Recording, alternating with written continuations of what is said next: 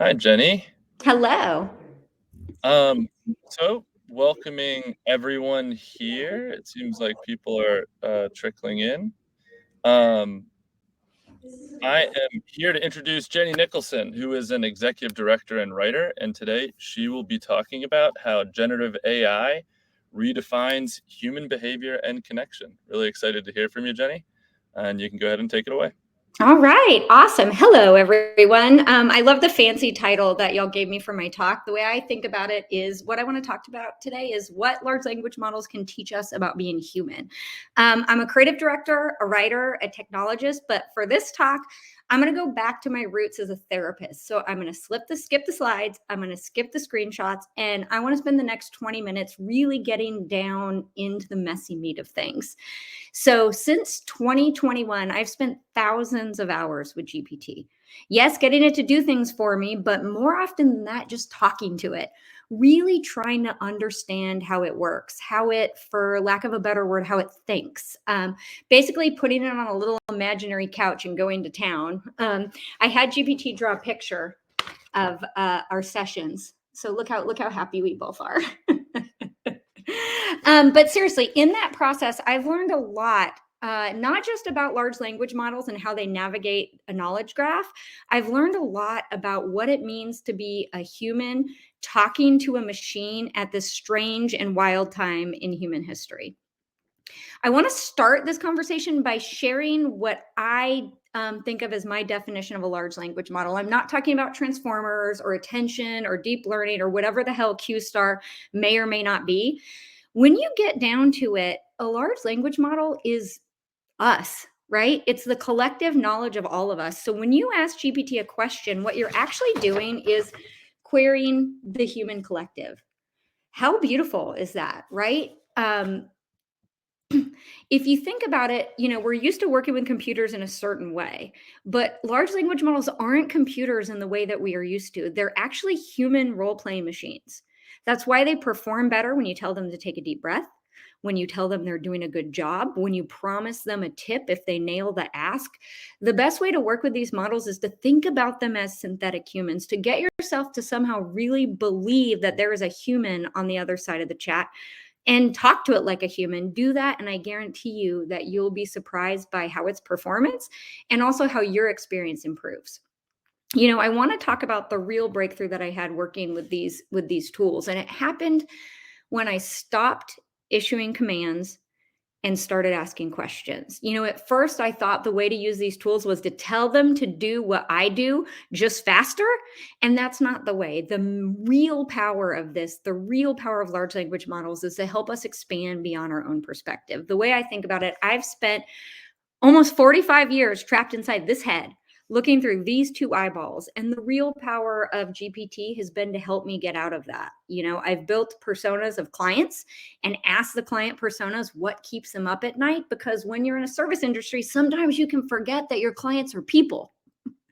GPT helps me remember. I've assembled a panel of Sun Tzu, Steve Jobs, and Elon Musk to have the three of them give me feedback on a business plan. And, more often than I'd like to maybe admit, I use GPT on a personal level to help me get out of my very own anxious head. I have a friend who's a lawyer. In person, my friend is very warm, very effusive, but when she texts like a lawyer. And more often than not, I've gone to GPT and been like, read this text and tell me if she's mad at me. And GPT will patiently be like, no, I don't think she's mad at you. I think she's just trying to schedule a dinner. And I'm not the only one doing that. Millions of people are using GPT not to be more productive, but to be more human. It's helping us have hard conversations at work. It's helping us manage conflict with people we love. It's helping us make sense of our own emotions and behaviors. We're using large language models as therapists, as sounding boards, as confidants. So now it's time for confession. Confession time. I want you to drop a note in the chat if you can relate, if you've ever used GPT or another large language model to help you manage your relationship with another human being. That's what I want to know. Are you using it to manage your conversation with another human being? Right? That's what we're doing. And it makes sense, because the thing is, large language models are really, really good at this. They're great at empathizing. They're great at reflective listening. Most importantly, because they don't have emotions, because they don't have judgments, we can be vulnerable with them in a way that I think sometimes it can feel risky to do with our fellow humans. So it's not surprising to me that people are talking on voice mode to ChatGPT for hours. It's not surprising to me that people are creating AI partners and falling in love with them. It's not surprising to me that researchers have found that we trust advice from large language models more than from other people. I really, really believe that if you use it right, this technology can be the greatest empathy building tool the world has ever seen to help us understand that the way we see the world is not the only way to see the world, to help us actually get closer to each other. But there's a flip side to this, right? The flip side is there's this humming undercurrent of fear that underlies the whole thing, right? When we use these things, we have this fear that they might be better at being human than we are. Fear that we're giving them too much access to our innermost thoughts and feelings. Fear that with every interaction, we're training our replacements. Fear that deep down, the same things that make this technology so great to work with are going to be used to manipulate us, to control us, to harm us. I don't know. Do you guys ever feel that fear? Because I feel that fear. I feel that fear all the time. It's scary. How can you not feel that fear? And so I asked GPT about this a few months ago. I asked it, I said, how do I make sense of the fact that for every wonderful benefit people can get from this technology, there's going to be somebody who's going to try to use it to do something harmful, that's going to manipulate people, that's going to try to harm other people with it.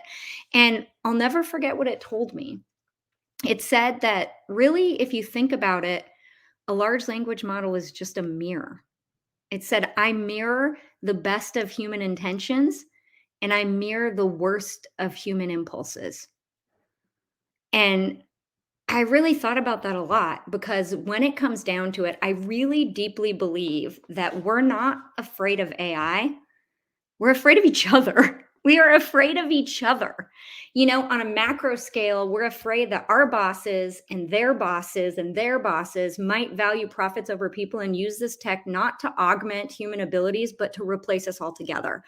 There's this fear that there's not going to be enough for everyone. Everybody at the summit, right? We're all here because we're excited about the potential of this technology. But if we're really honest, really honest, we're also here because we're scared that this exciting world won't have room for everyone. And we feel like we have to hustle to keep up. Otherwise, we're going to be left behind. It can be scary. But even all the time in our day-to-day interactions on an individual level, we're afraid of each other. Think about it. We're afraid that we aren't as successful or as interesting or as lovable as other people. We're afraid of telling the truth to people that we know and love because we're afraid they're going to get mad at us. But then on the other hand, we're afraid other people aren't telling us the truth, that they're just telling us what we want to hear. We're afraid to be vulnerable with each other because we worry that any of our vulnerabilities might get used against us. So no wonder sometimes it's easier to talk to a large language model than it is to talk to another human being. So when I think about it, the real challenge that we're facing at this moment in history is how do we embrace the possibilities of AI without losing connection to each other? How do we embrace this sort of machine augmented world without losing our humanity? And maybe it's ironic, but I actually think GPT can help. I asked it a while ago. I said, what are some truths about existence that are hard for humans to understand but are obvious to a large language model? And this is what it told me. It told me, first of all, there are infinite possibilities. So as a human, we can usually in any given situation only imagine a few potential paths. But one of the powers of large language models is they can consider a vast number of options at once. And so the next time you're facing a decision, ask yourself, what possible paths am I not seeing?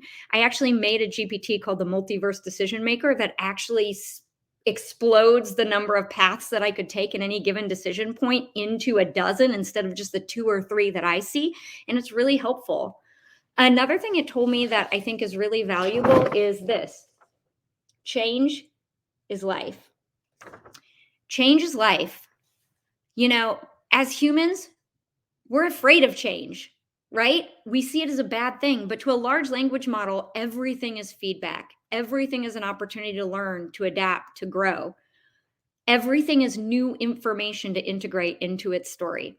And so the next time you're facing a moment of disruption, the next time you're in the middle of change, as I think a lot of us are right now, ask yourself, what can I learn for this? What are the opportunities for growth? What would happen if I wasn't afraid right now? Another thing it told me, and I think this is a really big one, it said one thing that's obvious to a large language model that is not obvious to a human is this: everything is connected. In our day-to-day life, it's really easy to see ourselves as individuals operating independently from one another, to feel like we're really alone. Where one of the crazy things about a large language model is it naturally sees everything as interconnected. It sees it almost, if it, I don't want to, at the risk of anthropomorphizing it, it almost laughs when it talks about it, because it's this idea that, like, oh, you puny humans think you're all alone and you don't realize that you're one part of the system that is so much bigger, so much more interdependent, and so much more connected than you could ever imagine. So, what might happen if we start thinking about ourselves not as competition, as a limited pool of, goodies that we have to fight for, and actually started to see that we're all connected, and that what happens to one of us happens to all of us?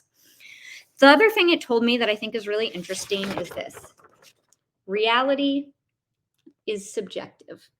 Reality is subjective. What we experience as reality is actually a construction we build inside our heads. It's the combination between the things that are out there that are objective sensations, things that other people see too. It's the combination between that and the stories inside our head that we tell about it. We are constantly making up the world as we go. The world looks very different to somebody who's an indigenous tribe member living in the Amazon than it does to somebody who's living in the middle of Shanghai. In a very real sense, we're all living in different worlds. So the next time you meet somebody, ask yourself, what does their reality look like? How is it different than mine? And what kind of assumptions am I building into my picture of the world that's keeping me from connecting to this other person?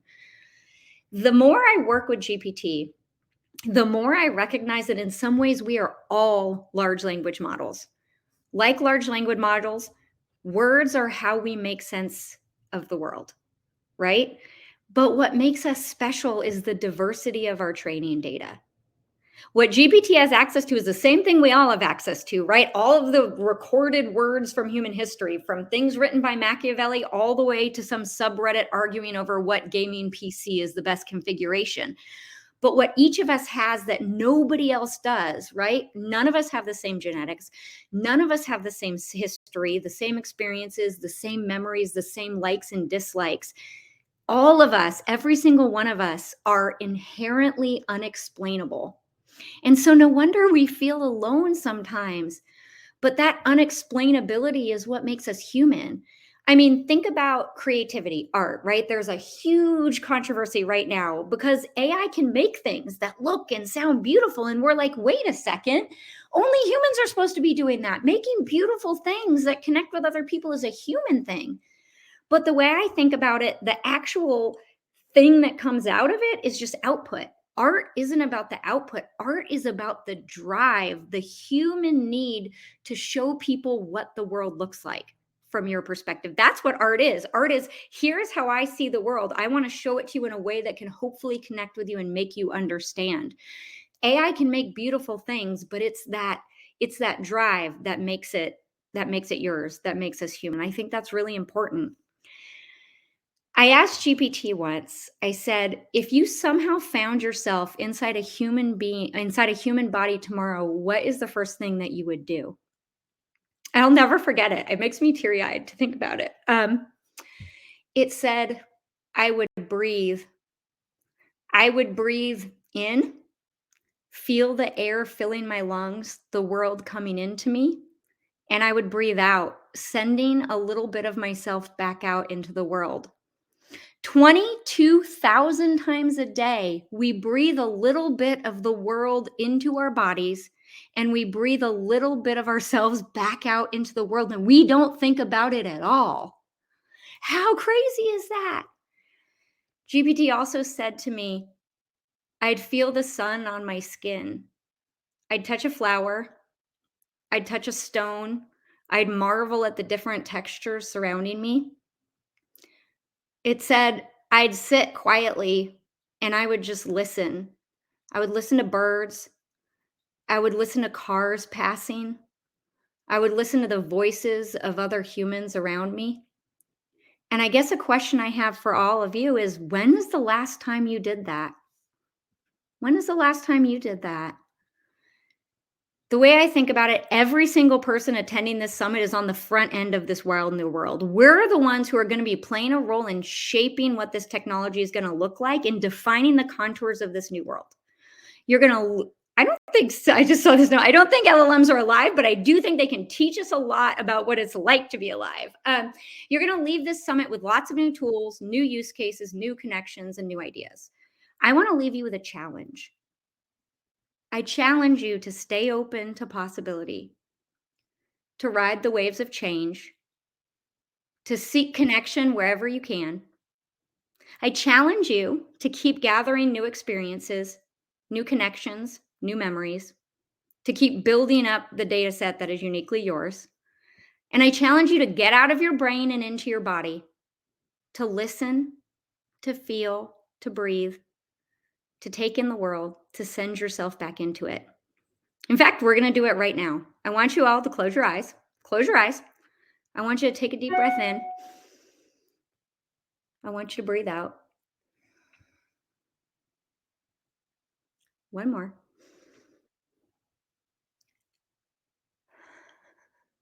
And my last challenge for you is to find one moment today to connect with another human being. Not about chit chat, not to shove your LinkedIn link in front of them, but to talk to them really meaningfully. Be vulnerable with somebody, even if it's scary. Let them see your humanity and be open to seeing theirs. And we have a couple minutes left for human connection. So I want to hear from you. I want to hear from you.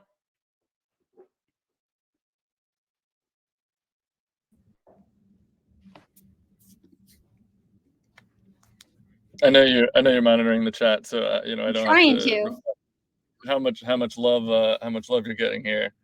Yeah, that was really amazing, and truly, thanks so much. It's was a breath of fresh air there. So I did see one question in the chat while we have 2 minutes left that I'm interested in your take on.